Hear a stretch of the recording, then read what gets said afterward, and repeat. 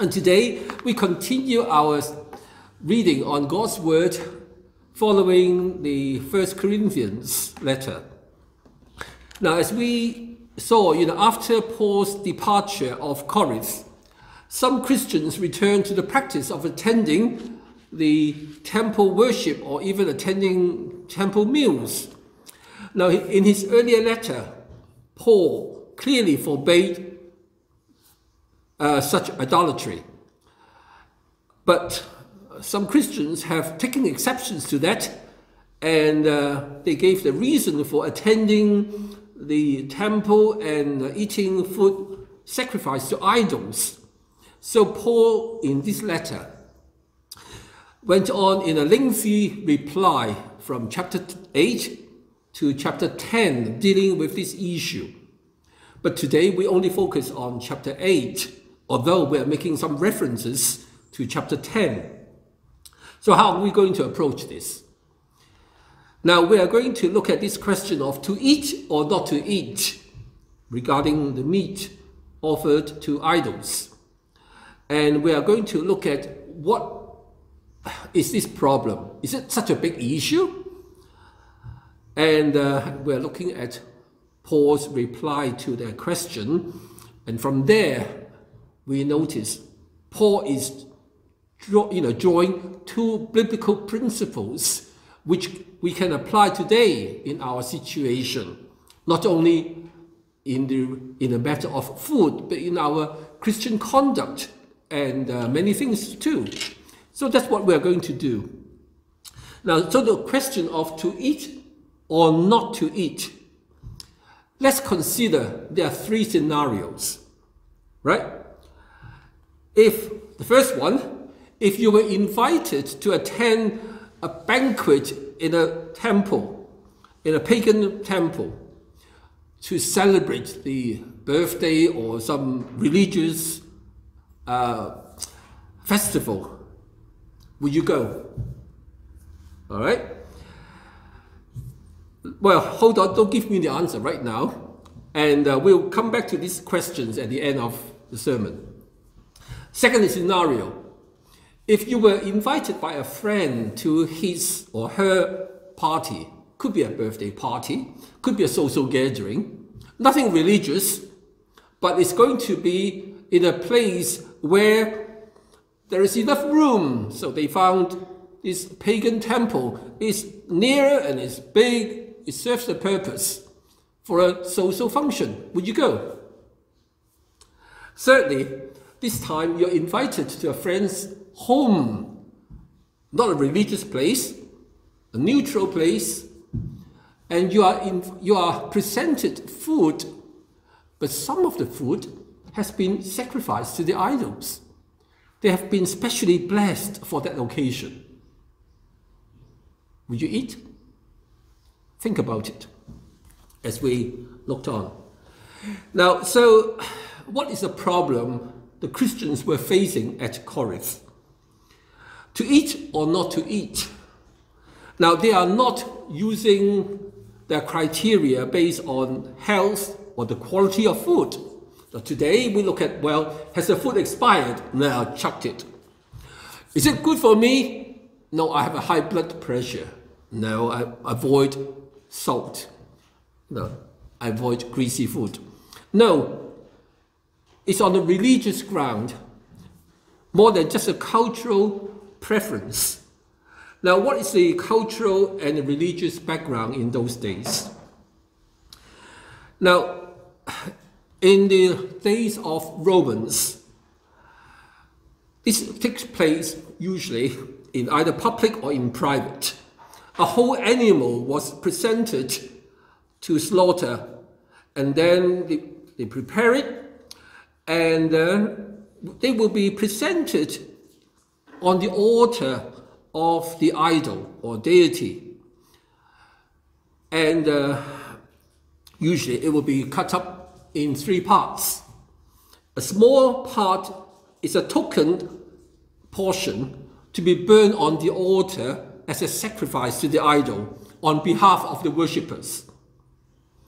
And then the second part, maybe some good parts too, given to the priest for their consumption because of their duties and because of their taking part in that ceremony. And then the rest will be consumed by the worshippers. And usually it will be consumed in the temple during the festival, or to be taken home if there's any left over. Now, so usually this is what they do in those days. And some of this sacrifice meat could be end up in a public place for sale. So no one can have 100% certainty that the meat that you buy in the public area, in market, could well be come from such places at the end of a worship. And so this is the issue. Now, according to the scholar, and they look at some archaeological findings, and they found a piece of documents written in with such greetings. A person, usually it is a person of importance, sends out an invitation to guests to invite them to come at the table of that god, where food will be sacrificed. So it is a social occasion, invited the guests to come to attend this festival, and in the presence of the deity, in the pagan god. So the question of to eat or not to eat can be summarized under this. First question, where is the food going to be consumed? Am I going to eat this in a temple?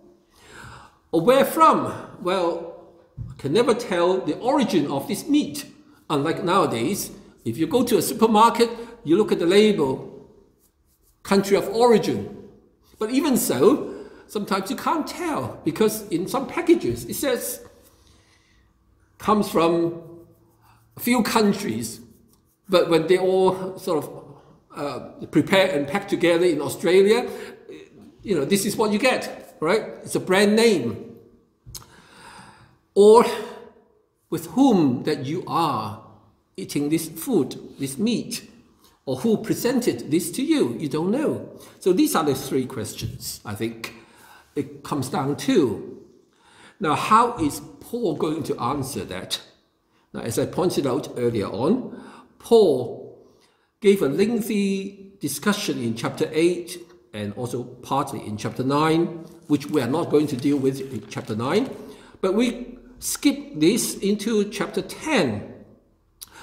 And we'll come back to chapter 8 later, right? Now, Paul clearly forbade the Christians at Corinth to attend pagan festivals at the temple. Now, for he said that in chapter 10, verse 19, and I've got it on the wall. And Paul said, do I mean that food sacrificed to an idol is anything? Or that idol is anything? No. Idols are man-made objects. But the sacrifices of pagans are offered to demons. What's behind that stone or object? There is some dark forces there. So when they took part in some religious activities, they are doing that as a sacrifice to the demons, not to God. So Paul said, I do not want you, Christians, to be participants with demons. Verse 21, clearly he said, you cannot drink the cup of the Lord and the cup of the demons. You cannot have a part in both the Lord's table. That's what we do when we celebrate and observe the Holy Communion. But at the same time, you attend the temple and sit at the table and drink and eat there in celebration of an idol or even the demon behind it. So in short, going to a temple celebration, attending a religious festival is clearly out of bound for Christians. You might be the honored guest. It might be a free meal. No. The eating and the drinking at such occasion is a celebration of a deity, of a demon, of a nature.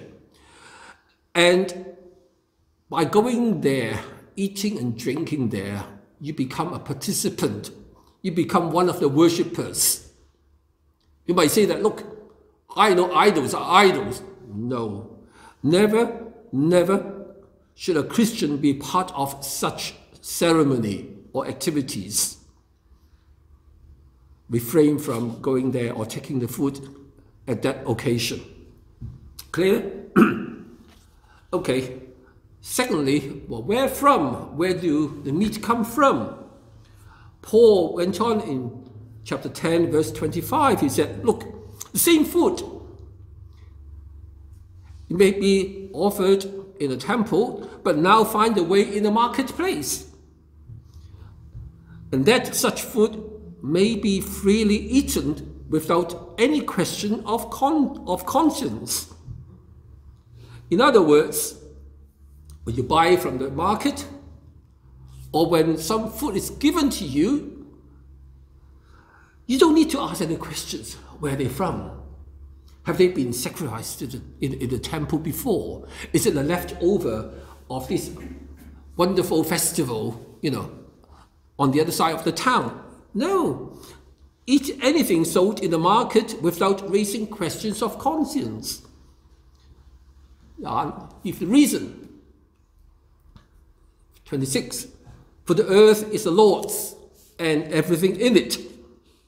Yes, the meat in the marketplace may be a sacrificed meat, but who created this animal?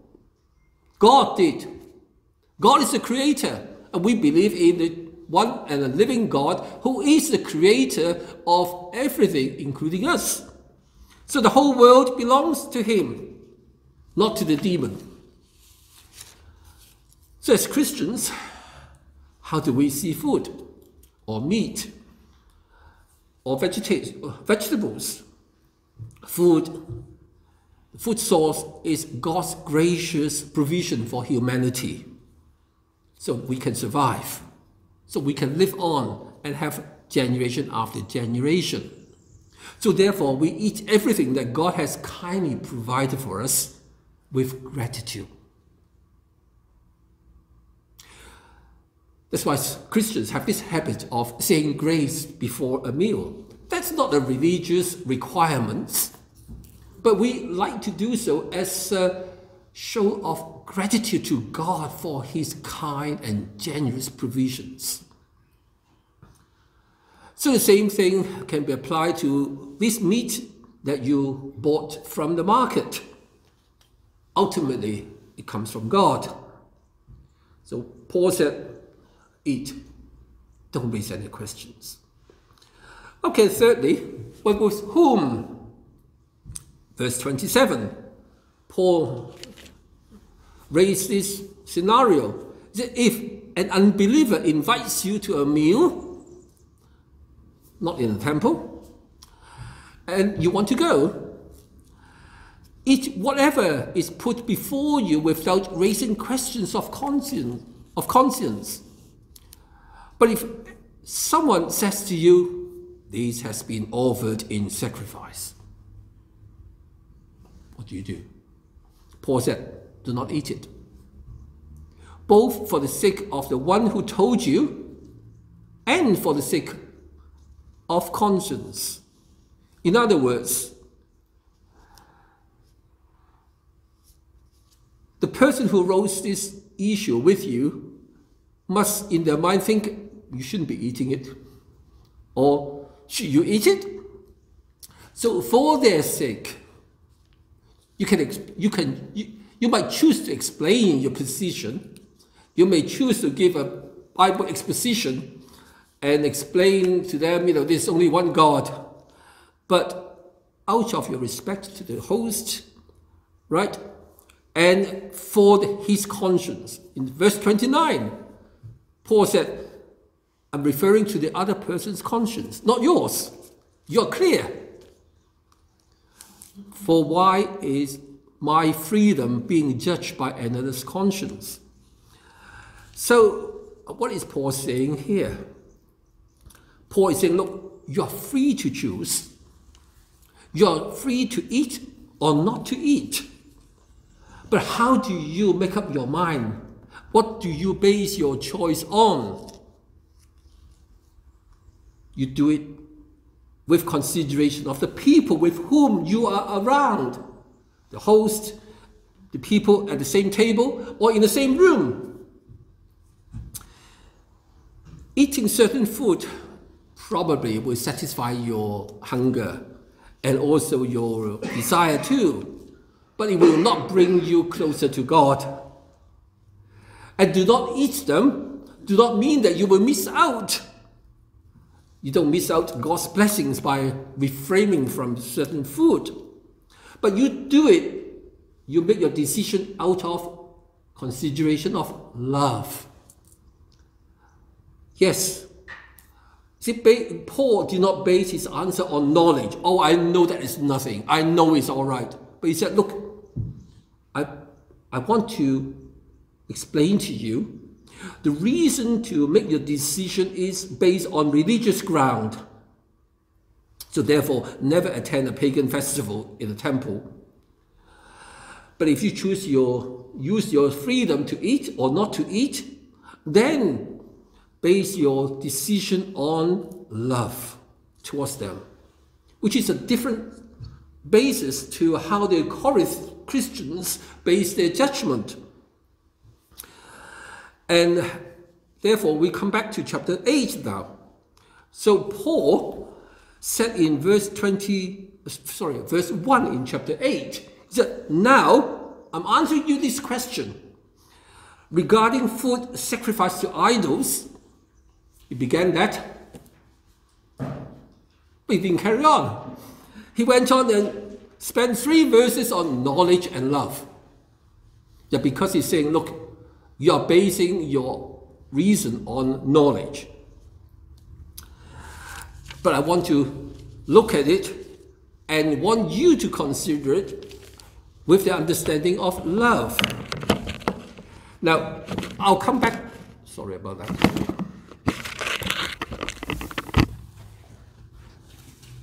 I'll come back to these 3 verses later. So, as I said, when we're looking at Paul's letter, we are getting only his answer to the questions put to him.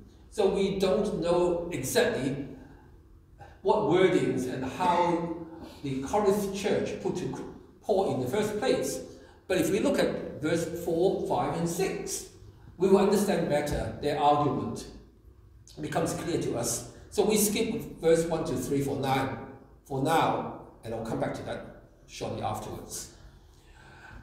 See, what they say is, look, we know that an idol is nothing. There's no God but one. It's true, right? We say amen to that. All Christians do, and Paul said the same thing. But the argument goes on and said, look, since there is no God but one, idols are no reality, so how can we be wrong for eating meals at a temple when they don't exist? Right? Since there's nothing there, and so the food is sacrificed to that nothing. You call it God, but to me, it's an object of wood or stone. So the food would not be contaminated, if you like. By eating them, it will not cause any harm to Christians. And that's the argument. No one will be harmed if I exercise my right to eat the food offered to idols. And so that is why Paul said, look, you're right to say that even if they are the so-called gods, the deity they claim that they worship, whether it is in heaven or on earth. There are many, many forms of gods, like nowadays. There are many religions who claim to have some connections with the spiritual world, will take you somewhere. But we know that there's only one and true living God. Paul said, yes, for us Christians, there's only one God, the Father, from whom all things came and for whom we live. And there is only one Lord, one Savior, Jesus Christ, the Son of God, who came to reveal God the Father to us, and who works through us through his Holy Spirit, through whom all things came and through whom we live. Paul said, yes, that's true. However, if you base your argument on knowledge, then it is on shaky ground. Because firstly, your knowledge is incomplete. You do not know what you ought to know. And that's why in verse 2 he said, those who think that they know something do not yet know they ought to know. It's true, isn't it? The more we know, the more we realize that we do not know. Right? When I was young, I thought, well, going to university, getting a bachelor degree, will mean that I'm educated. I know, therefore, this particular subject. But you know, at the end of your degree, when you graduated, you only know very, very little on that subject. There is a vast amount of knowledge which you haven't even begin to realize. So Paul said, look, it is the same in a spiritual matter. Are you sure you know what is behind that stone, that piece of wooden object? And Paul therefore said, look, your knowledge, so-called knowledge, makes you puff up, proud, does you no favor. And we should all stand before God in awe and in humility, and to acknowledge that our human wisdom is nothing compared to God's wisdom. And that's why I laugh and I smile sometimes when people say, look, I will believe in God if I can prove his existence. Ha ha ha. Can we put God in a box, in an experiment? We think that we are bigger than God. We can look down and say, oh, yeah, that's right. No. God's wisdom is much, much higher than ours. And Paul said, look, if you think that you know something, there are many things that you do not know. But love is different. Whoever loves God, you do not know everything about God. But God knows about you. Whoever loves God is known by God. That's wonderful, isn't it? We don't have to wait until we know the Bible in and out to become a Christian. We just come to him in faith through Jesus Christ. And God said, yes, I know him, I know her, because Christ died for him and Christ died for her. When he or she confess and come to me, I extend my grace, I forgive him, because of what Christ has done on the cross. It's mine. God knows this. So Paul, in these 3 verses, is making a comparison between knowledge and love. He's putting forward to the Christians, look, let us practice love rather than pursuing the practice of human wisdom, because wisdom makes us proud. We think we know something. We become conceited, rather than humbly come before God and ask him to reveal himself to us and to teach us the things that we do not know. Love builds up.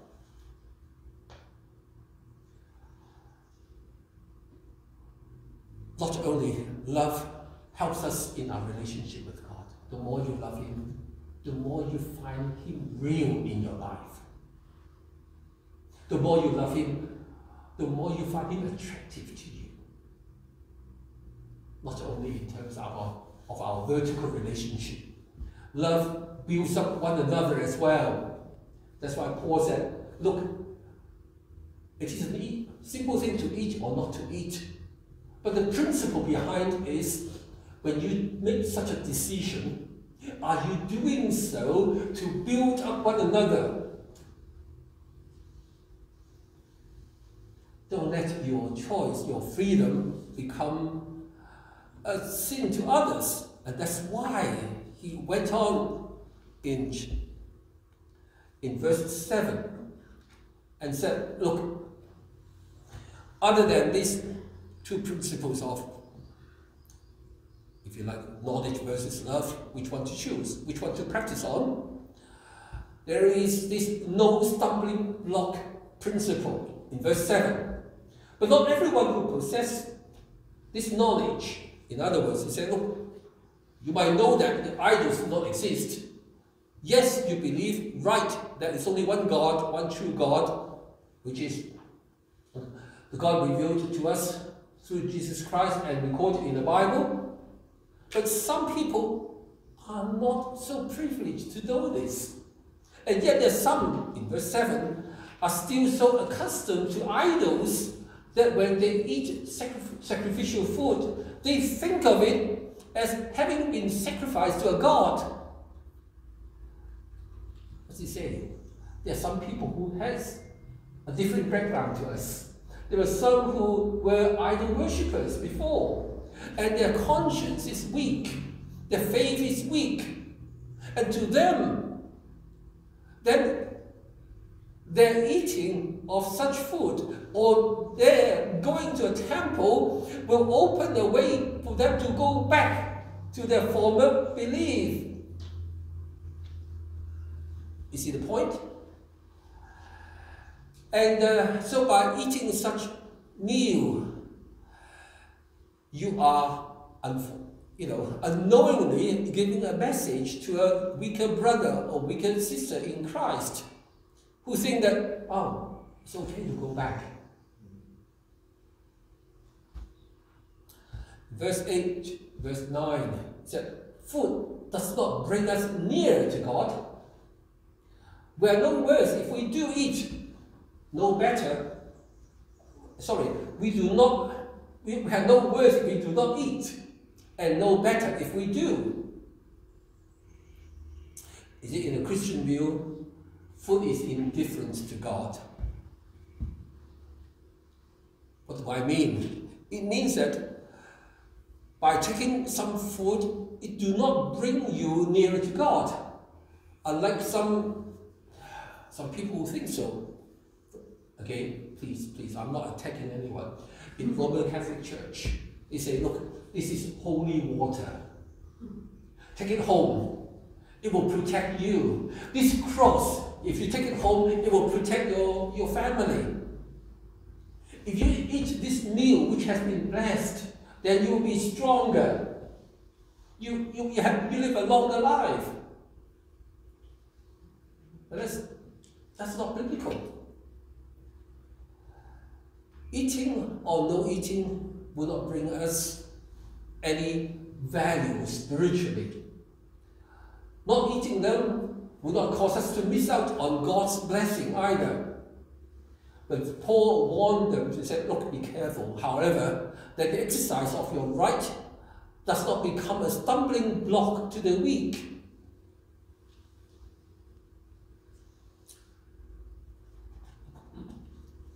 How does that work out?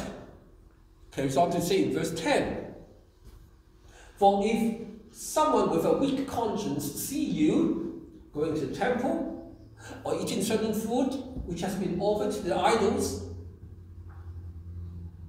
won't that person be emboldened to eat what is sacrificed to idols? So to this weaker brother or sister for whom Christ died is destroyed by your knowledge. Look at the strong word in verse 12. You sin against them. For you is food. But to a weaker person, said, look, it opens a way for them to go back to the demon worship or to attending the temple. And so therefore, Paul said, not only you sin against them, you sin against God. In verse 12. In other words, by causing your brother and your sister to fall, you sin against God. Not just not the food you ate, but the consequences of your action has caused your brother and sister to fall or to be destroyed in their faith. How are we going to answer to God? So therefore, Paul said, look, if what I eat caused my brother and sister to fall in sin, I choose not to eat. I'll never eat again this meat, so that I will not cause them to fall. You see how Paul suggests his principle of not causing anyone to sin. This is his argument. Your freedom to sit and eat is harming your brother and sister who are weak in faith, then better keep away from them. Now, not only Paul has such strong words to say, our Lord has actually said in a similar fashion in chapter 17 of Luke Gospel.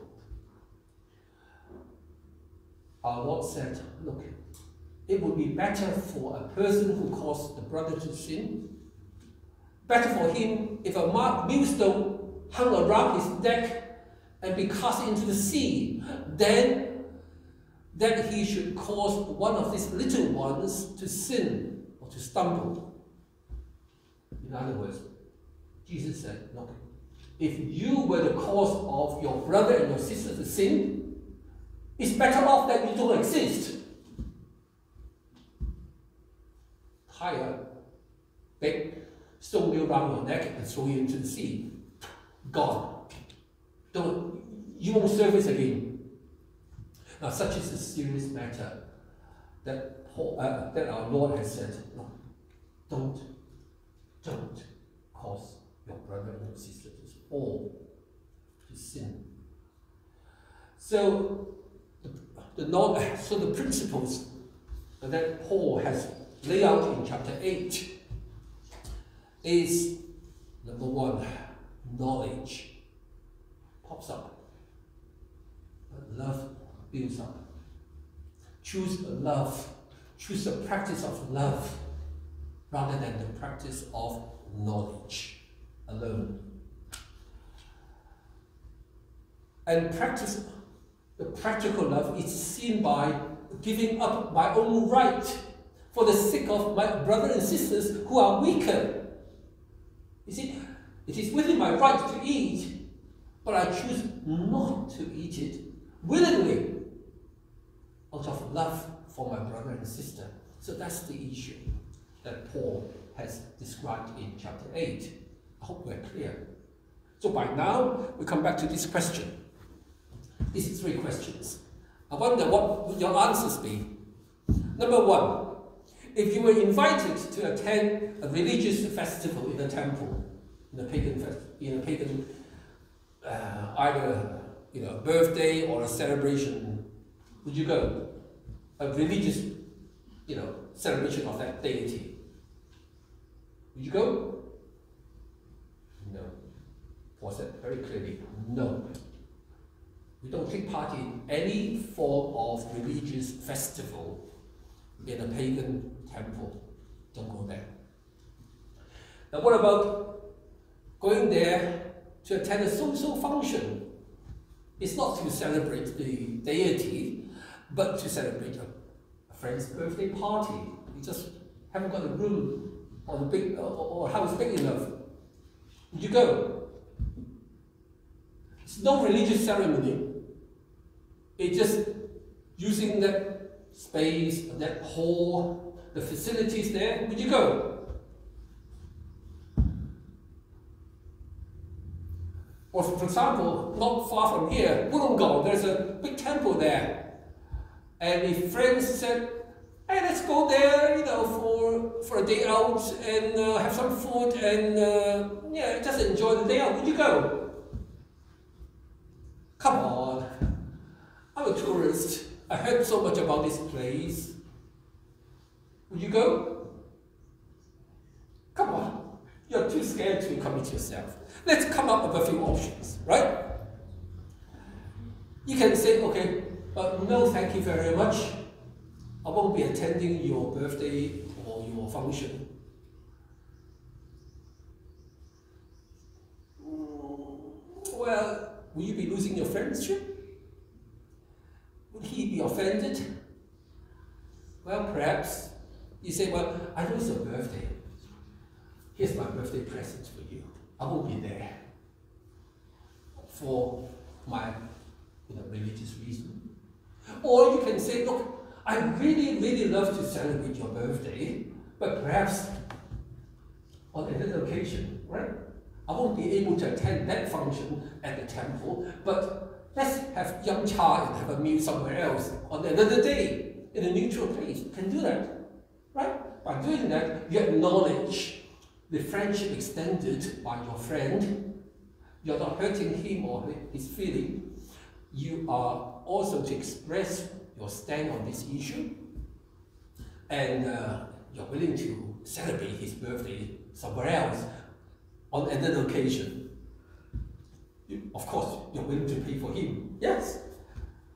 Now, third option, yes, you go, but with great, great care. In other words, when you go there, you need to draw a clear line between your stand and the religious side. Right?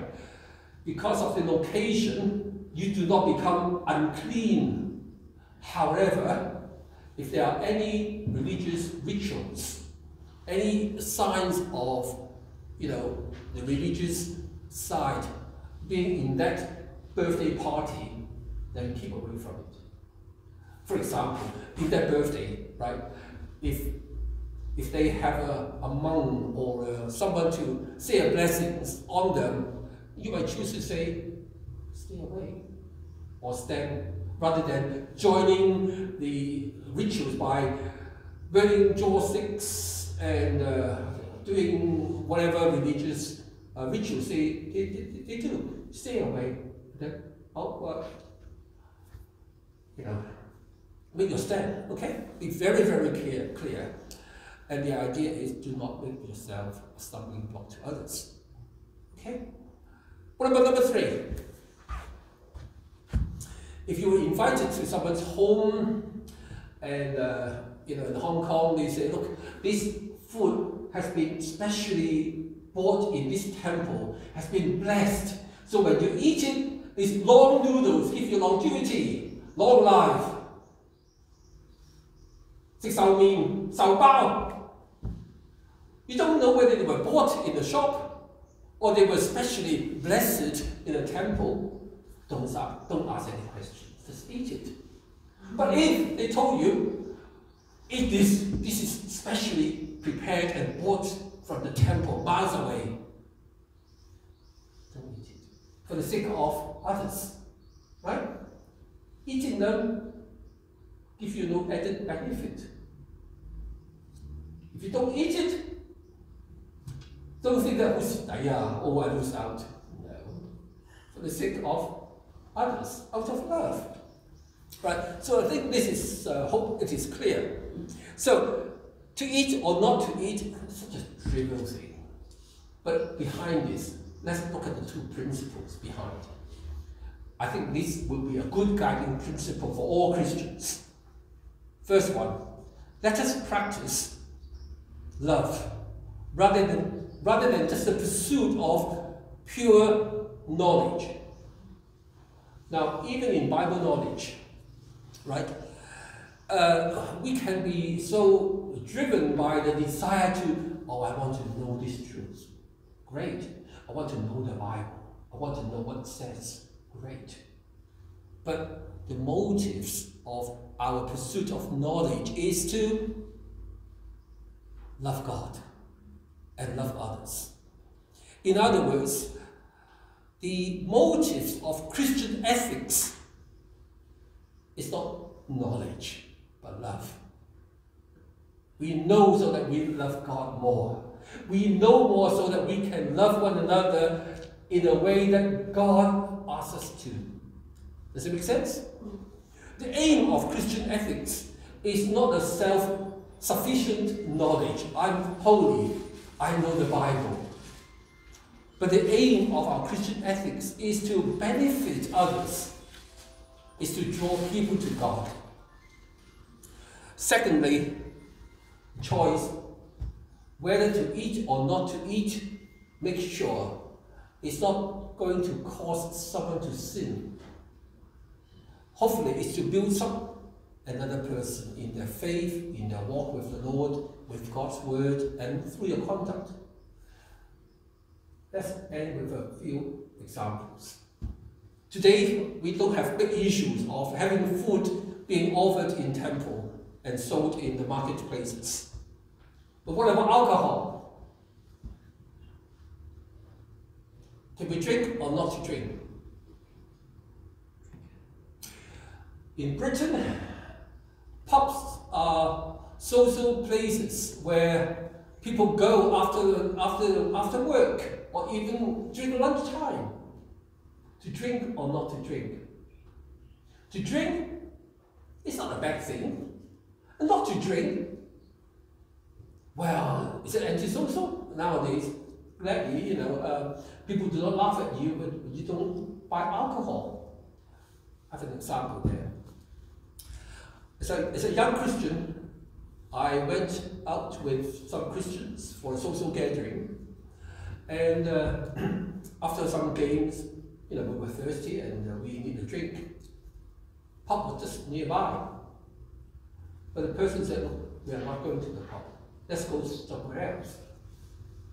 I thought, why? We can order soft drinks in the pub. He did it out of love for someone in the group. Because the person, young Christian, but she has a habit of drinking. She cannot control herself. Alcoholism. She was an alcoholic, more or less.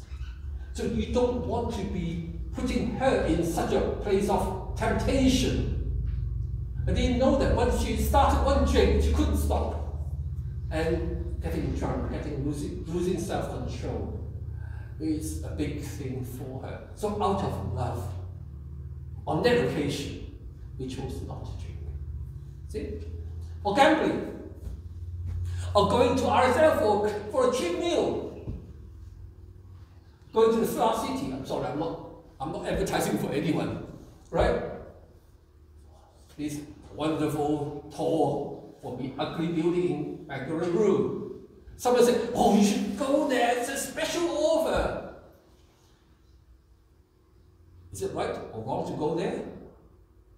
Well, if you go to the restaurant, but what about the casino there? I'm just going there to have a look. And then, when you hear all the clinking sound coming through the one-arm banner, someone will be tempted to try my luck. Right? So, visiting certain places, casino or RSL, could be a good choice for a cheap meal, for a good meal, but is it a wise choice? Let you decide. Sometimes, even with words, we can be so playful with words. But if we are not careful with our words, it can be hurtful. It can be offensive. It can sin against our brothers and sisters. Is it worth it? Let's pray. Decision is ours. Let's ask God to guide us. Heavenly Father, we give you thanks that your word is so alive and it's so relevant to us and it's so full of truth and wisdom. Lord, we give you thanks. The word that you have recorded for us in 1 Corinthians can be so helpful to us in our decision making. Lord, us. When we come to making a decision to do or not to do, to say or not to say, help us to do so in awe of you, in love for you, asking you to guide us. Sometimes we're weak. Sometimes we just think of ourselves. And as a result, unknowingly, and sometimes even knowingly, bringing others in difficult circumstances. Lord, we ask for forgiveness. Ask us, Lord, we ask you to help us so that we live our life that will bring honor and glory to yourself. Lord, help us to live out our life worthy of our calling as Christians. Lord, we give you thanks for your grace and for your love to us, for the wonderful provision you have given us, for the freedom we enjoy in this country, and also, Lord, above all, for giving us your Son, Jesus Christ our Lord, who came even to die willingly for us, so that we might have life and come to know you as our Heavenly Father. Lord, be our guide.